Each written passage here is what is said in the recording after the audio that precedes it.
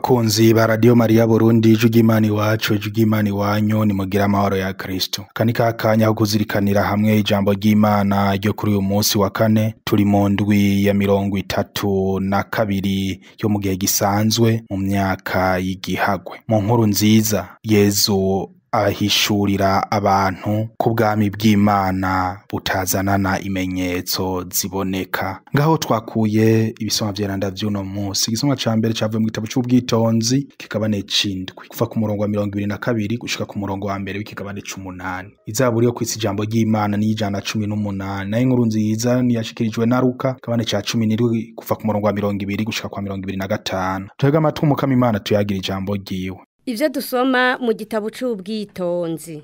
None rero, ubwitonzi bugira umutima w'ubwenge n'ubweranda, umutima w'ubumwe uzirikana cane kandi vyinshi, umutima ubangutse utegera kandi utagira agatotsi, umutima w'ukuri w'urukundo urondera ineza kandi ukerebutse, umutima utaganzwa ugira ivyiza kandi ukunda abantu, umutima ukomeye utagira agashwira kandi utekanye rwose, umutima ushobora vyose kandi witegereza vyose, umutima ushikira iyindi mitima yose, ariyo mitima y'incabwenge, imitima myeranda n'imitima y'inkerebutsi. Ubwitonzi burusha gutebuka ibinyaruka vyose, ubwitonzi burabishikira vyose bukabinyengetera kuko butagira agatotsi. Nkako nanone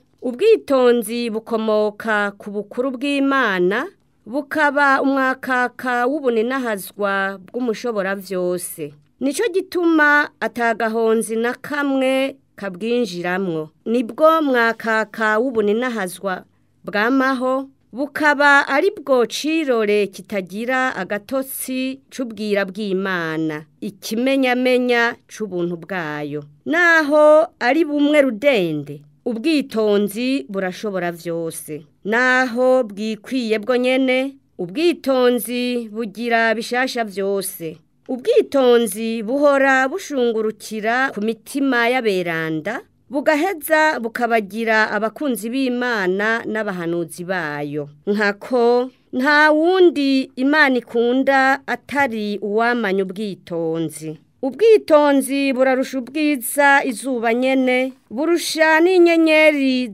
zo mw'ijuru zose. Tubugereranije n'umuco dusanga buwuruta, kuko umwijima ukurikirana n'umuco, ariko nta kabi gashobora gutsinda ubwitonzi. Ubwitonzi bugaranzurira ubukomezi bwabwo hose, kuva mu buseruko gushika mu burengero, mu gutunga ibiremwa vyose ngo bitunganirwe. Iryo ni ijambo ry'umukama.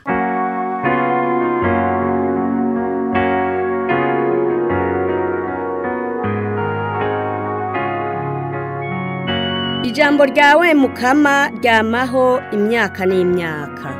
Ijambo ryawe mukama ryamaho imyaka n'imyaka.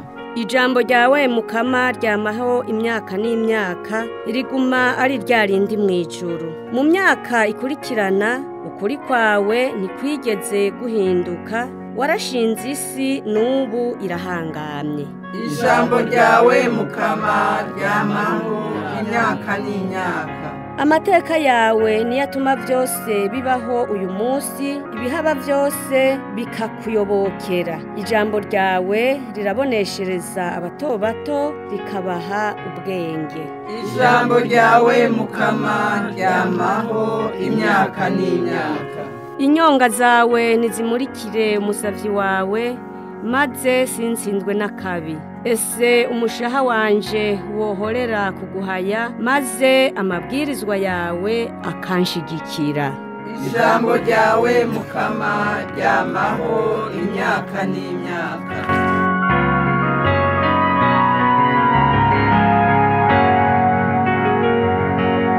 Byo dusoma mu nkuru nziza ya Yezu Kristo nkuko yashikirijwe na Luka. Muri rya minsi abafarizayo bari babajije Yezu igihe ubwami bw'Imana buzozira. Yezu arabishura ati: ubwami bw'Imana ntibuzanana imenyetso ziboneka ngo bavuge ngo buraha canke ngo buri hariya, kuko ubwami bw'Imana buri muri mwebwe. Abwira rero abigishwa biwe ati hazoza igihe muzokwifuza kubona umunsi niyo woba n'umwe w'umwana w'umuntu ntimuwubone. Bazobabwira bati ehe nguriya canke bati ehe nguyu, ntimujeyo ntimubakurikire. Nk'uko umuravyo urabiriza mu ruhande rumwe rw'ijuru ukaboneka ku rundi ruhande, ko ariko umwana w'umuntu azoba ku munsi wiwe. Yamara abwirizwa kubanza kubabara menshi no guhebwa n'abantu b'iyi myaka. Dushemeze ijambo ry'Imana.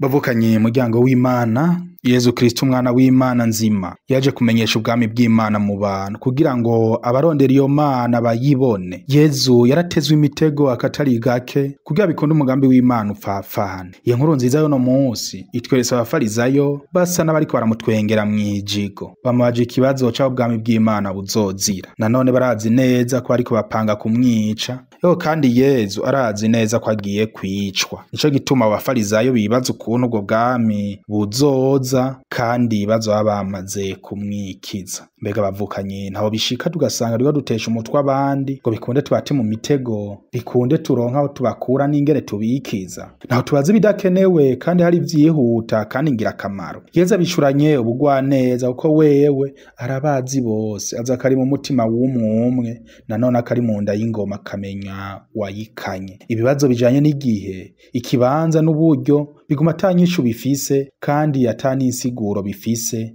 kuko umukama duhamagarira kugira ukwemera gukomeye ati ubwami bw'Imana ntibuzana n'ibimenyetso ziboneka ngo mushoboye kuvuga ngo buri ngaha canke hariya, ntibuzana n'ibimenyetso vy'agakwega shengero. Nico gituma abirirwa barahuvya abantu ngo bakora ibimenyetso, kuko Imana iri wabo arabangusha. Yezu aranavuga ko baba n'abamarayika batazi isango n'isaha vy'umuzo w'umwana w'umuntu. Ahandi na hati vyo kumenya umwanya n'isango si vyanyu, umuntu yovyisomera mu gigabane ca mbere umurongo wa 5 c'ibikorwa vy'abatumwa. Aciye yuhira abereka ko ubwami bw'Imana buri muri bo kubera wenyene kubumenyesha abantu, ari muri bo akora ineza haciye hose ngo abantu bakire. Ariko abo bangushi ntibashake kubwakira, bobo bakihatira kumwica ruja. Kugira ngo ubwami bw'Imana bukure bivana n'inyifato ya bene kubumenyeshwa n'igisharara babufitiye kandi babwakirana. N'ubwami bw'akanyamuneza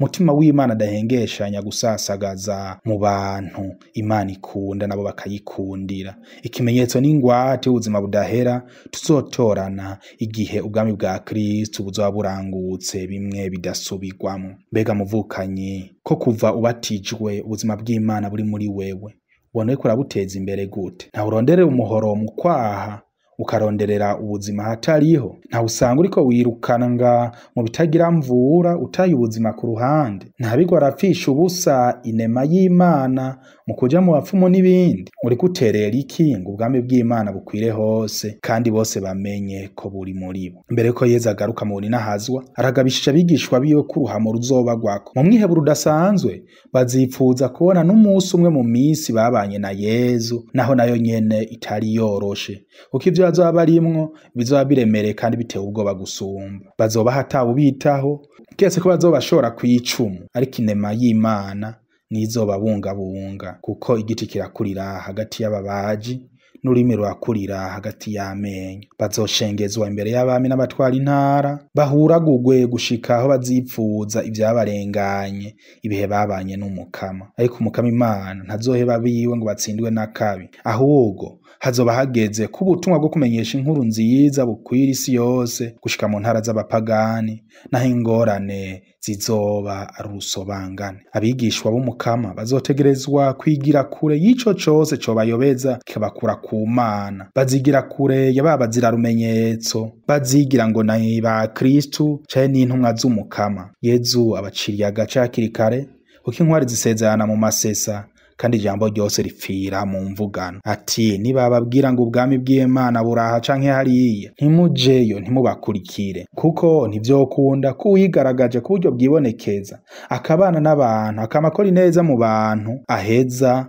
akaboherwa mu kibanza runaka canke ahantu runaka. Nkuko umuravyi urabiriza mw'ijuru, umuco w'uburinahazwa bwa Kristo uzoboneshereza isi. Azoza igihe tutazi, aheza aboneshereza impande zose z'isi. Umwe wese niyame yitegurira uwo muzo kugira ngo ntazomaramare. No musi nimurabe ingene amashengero ashingwa uko abantu bashaka, ukamengo n'ibizinu bitutuza biva mu kuzimu. Ntimubakurikire kuko benshi ntibazi ivyo barimwo. Icara utekereze, ubuzima bw'Imana bureke bukure muri wewe kuko ubufise kuva uhabwa ibatisimu. Wirinde kwirukira ibimenyetso vy'agakubashengero, ahubwo komere. Mu gihe abigishwa bibaza ko Yesu agiye i Yerusalemu gushikira igihugu ngo aheze ashira habona ubwami bw'ijuru, abakuriye inkoni ku gishitsi mu kubabwira ububabare n'amagorwa agiye kubona ngo acungure abantu mbere yo gusubira kwa se, ahazogarukira mu buninahazwa ngo acire urubanza abazima n'abapfuye. Kugira ngo rero twame twiteguriye uwo munsi, duhamagarirwa kwama turiko turasaba kandi twakira umutima w'ubwitonzi, wa mutima w'ubwenge n'ubweranda, wa mutima ukunda, kugira ngo dushobore kubona